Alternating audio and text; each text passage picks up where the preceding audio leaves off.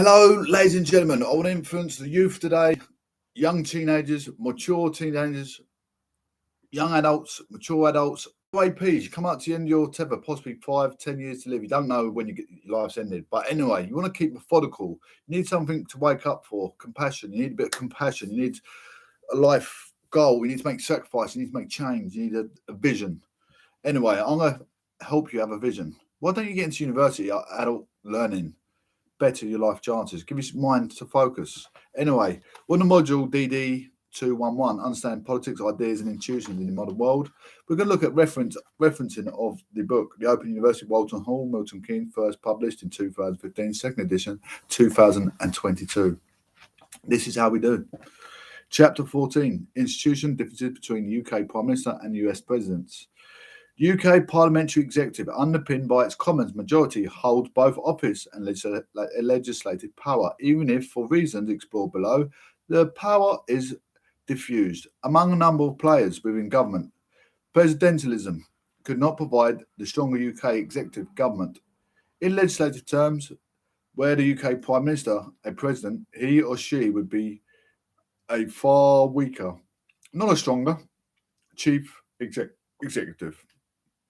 Page 51. Prime ministers lead their political party, but presidents do not. The US president is not the leader of his or her party, but the UK Prime Minister is the leader of his or her party. The legislative purchase of the Prime Minister provided for by the fact that the Prime Ministerial-led executive has a Commons majority which applies and it supports it. Is reinforced by the fact that the Prime Minister is the leader of his or her party. By contrast, the President is merely a leader of his or her party, not the leader for the most part. UK political parties are right hierarchical parties managed and controlled by leadership, plural, and the leader, singular, leaders led and others thereafter usually follow. By contrast, US parties are far less hierarchical. Neither the Democrats nor the Republicans elect a party leader. The president is only ever the party's nominants for the presidency. For instance, the president needs neither the House nor the Senate. Instead, the Republicans and Democrats in both the House and the Senate elect their own legislative leadership, who, should the party hold the congressional majority, also provide the congressional leadership. Being only a party leader restricts the power of the president in contrast with that of the Prime Minister, who is a leader of his or her party. In the UK, the party government is ensured because executive and legislative majority are led by the same persons and each shares the same agenda and objectives. This is clearly the case within single-party government, but so, too, with politicians, which can still rely on their partisan majority within the Commons, a majority composed of the two or more parties, to support them in office and pass much of their legislation. Ideological and geographic differences among members of the same party within the US Congress dilutes partisan loyalty, further separating the president from his or her congressional party, while partisanship is certainly present in both the House and the Senate. The autonomy of the legislature from the executive means that holding office is more a matter of a personal, not simply a party mandate. Elected in their own right, members of the Congress owe less to their party affiliation compared to their UK counterparts, and little to the president heading a party ticket. This is not the case in the UK, where general elections are national affairs, in which electors vote for parties in support of their national appeal, policy record, and increasingly, some say, in support of their candidate for Prime Minister. The US President or his or her senior White House staffers can extend some formal influence by using the presidency as a bully pulpit or directing the party's national committee, but he or she has to rely on informal influence, usually exerted through informal networks, with senior legislators and party figures. In the UK, party leadership run their political parties. From centre parties serve first the needs of popular and successful leadership, foremost among which is the party leader, second, the parliamentary leadership as a whole, and the third, local affiliates. British parliamentary parties then provide a supportive mechanism for their leaders that is at a time of fractious, often eager, but sometimes unwilling. For instance, many MPs in Labour's large majority between 1997 and 2010 believed they owed the parliamentary careers to Tony Blair's ability to attract and retain those who had been non-Labour voters. MPs would toe the party line, the line being set by the leadership, do so out of combination of policy agreement, partisan disposition, a careerist self-interest, although many parliamentary rebellions against Blair and Gordon Brown's policies took place. Parliamentary loyalty was more often in evidence. Although the Labour government had amended legislation and made their concessions to recalcitrant backbenchers, it lost only 4 of the 33,089 Commons votes held during the 10 years of Blair's premiership. Despite many rebellions, the government was able to rely on backbenchers supporting proposals they probably would have opened had they had a free or a secret vote. The parliamentary party is a mechanism that provides the executive with control over the legislature. No US president have such resource. This, combined with the reliable fact that party MPs are usually happily in agreement with the party leadership's policy, provides a Prime Minister with significant, not always overwhelming, power to lead Parliament. It was Brexit rebellions with her own party, both for and against her withdrawal agreement, with first undermined and then destroyed Theresa May's premiership. In the UK, the nature of party dependence can work both ways, however, and party leaders and prime ministers are aware they have only a leasehold, not a freehold, on their party leadership.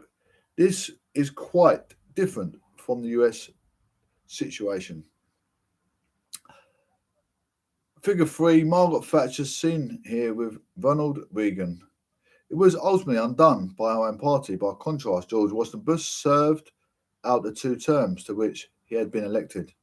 Throughout the 20th century, sitting presidents who have sought their party's nomination for another term have been granted this, although Gerald Ford fought off a challenge from Ronald Reagan in 1976, Jimmy Carter and Ted Kennedy. In 1980, George Washington Bush. From Pat Buchanan in 1992, all these powered only one-term presidents. Although prime ministers have been unseated in the midterm, no serious attempt has been made to replace them in the run-up to an election. It was an element within the parliamentary party, however, not the electorate directly, which unseated Margaret Thatcher as prime minister and obliged May to resign, and Tony Blair pressed to stand aside in favour of Gordon Brown. By Brown and his supporters, they choose to leave office at a time of his choosing rather than the risk of being unseated by his own party. MPs opposed to Gordon Brown tried 3 times to unseat him, but failed each time. John Major was obliged to seek his own re-election in 1995, and David Cameron resigned in 2016 when the electorate rejected his advice to stay in the EU. Prime ministers, if secure in their office, can more often than not lead their party. They know, however, that they are dependent on their party within both the executive and the legislature. John Major, 1999, page 626, observed that every leader is leader only with the support of his party, and Margaret Thatcher, 1993, acknowledged that a prime minister who knows that his or her cabinet has withheld its support is fatally weakened, page 54.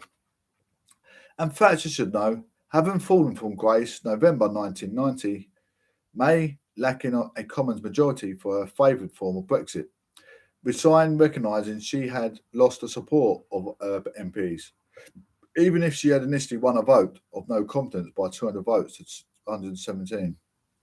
In the UK, then, although the party can be the prime ministerial constraint, it is usually a significant resource. It is, however, a leadership resource, not just a leader's resource in terms of its policy formation, campaign agenda, and personal selection. Hello there, Jim King. Thank you ever so much. The party is subordinate to the leadership elite as a whole, even if it's not always beholden to the Prime Minister alone. UK parties are mechanisms to elect a party government. Not only the party leader as Prime Minister, provided Prime Ministers are electorally popular and politically successful, they can.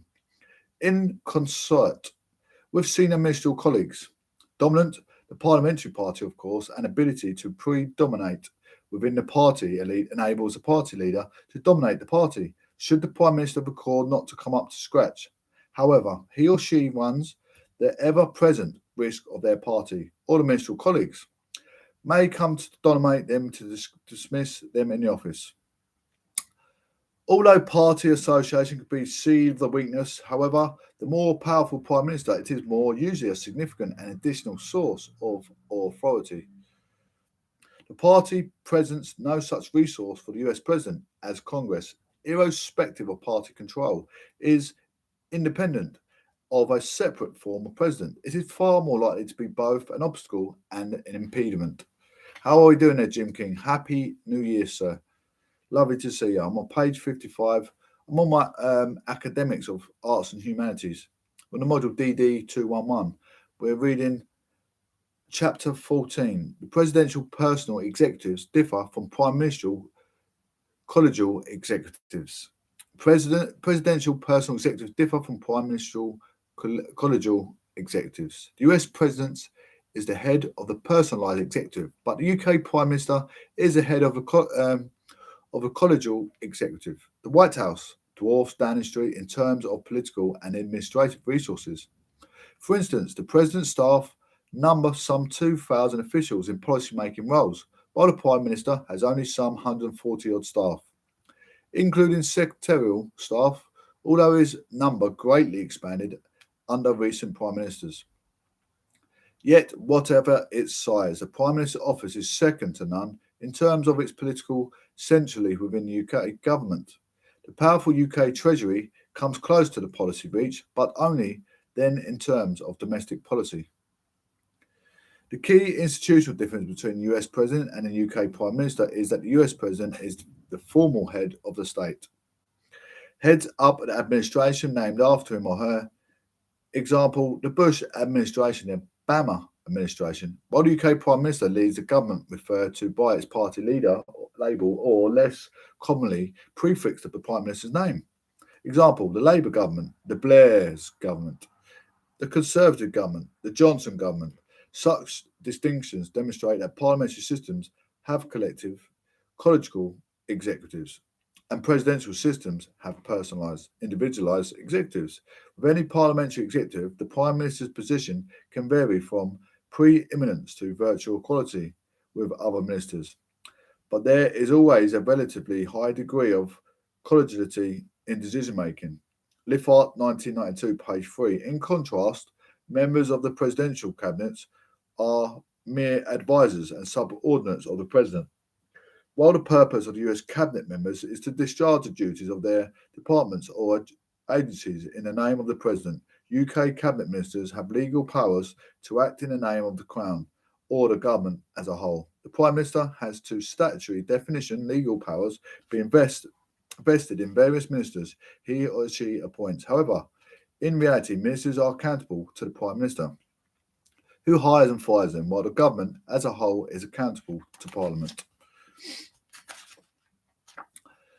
In the age-old cliche, the Prime Minister remains first among equals, surrounded and supported by cabinet. I'll be with you in 10 minutes. Colleagues whom they can theory lead, hire and fire, and over whom they can exercise powers and proposals as veto, provided they select from among members of the House of Commons, or for lesser ministerial positions, the House of Lords.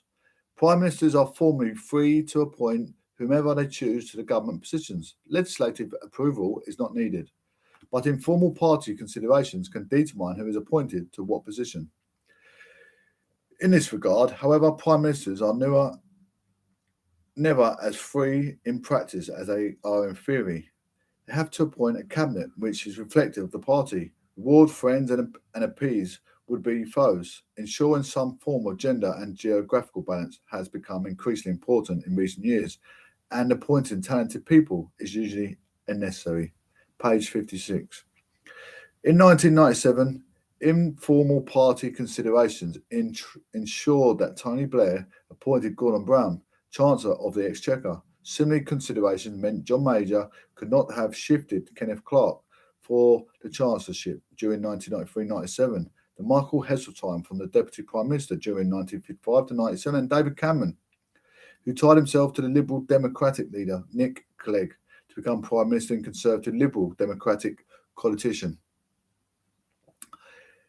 Had to secure that women are represented in the cabinet to a greater extent than was previously the case, and George Osborne, Cameron's closest party colleague, and an integral part of his leadership, was always going to be Chancellor.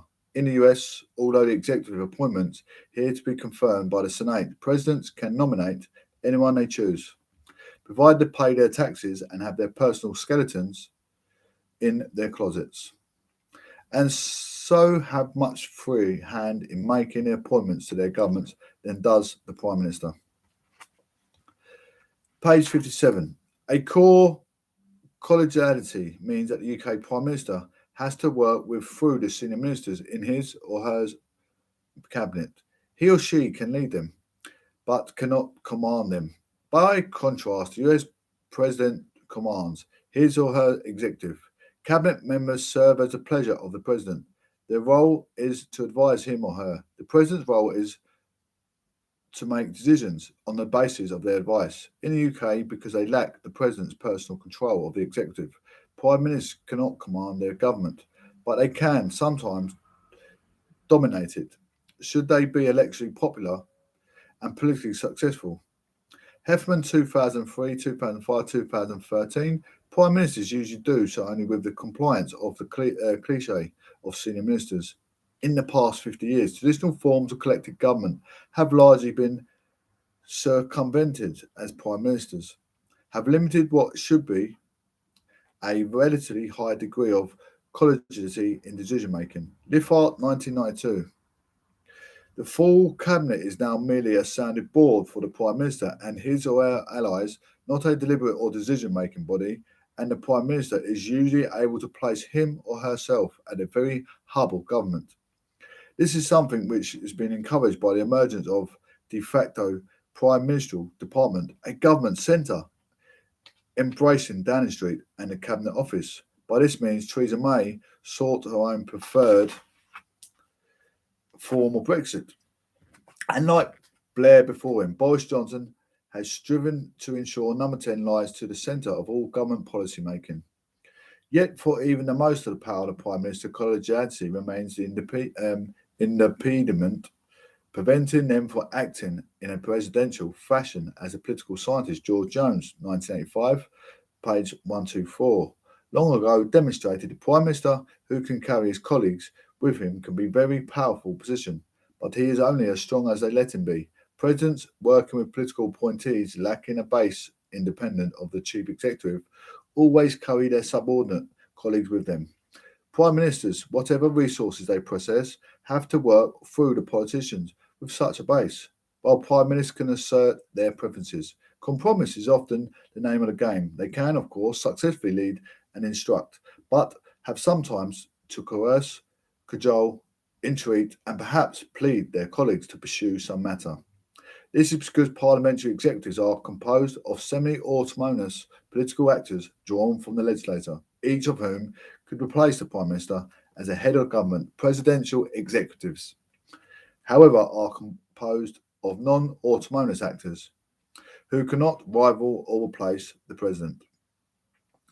All UK cabinet ministers are in theory potential rivals for the Prime Minister's job, but in practice, only some provide viable alternative candidatures. When asked who could replace him if he were to fall under the bus, the Prime Minister, Harold Wilson, is said to have replied, "Probably the person who was driving the bus."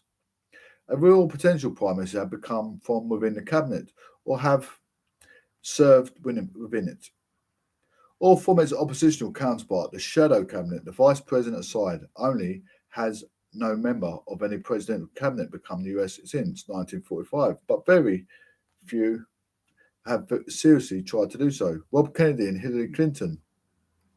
Being the principal expectations in this regard, then the UK Prime Minister is weaker within his or her executive than the US President.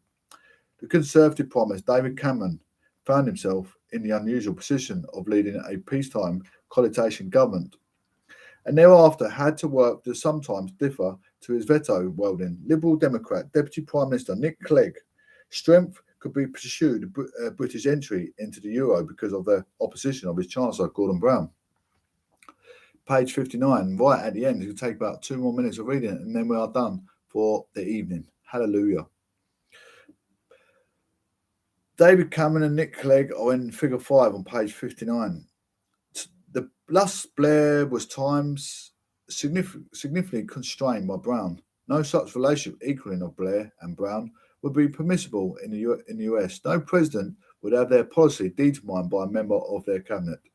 As such, if the UK cabinet continues to be the major constraint upon the Prime Minister and the Prime Minister's source of alternative leadership, Foley 2000, page 349, the Prime Minister cannot be remotely linked to the US President. The Cabinet does no such thing in the US system.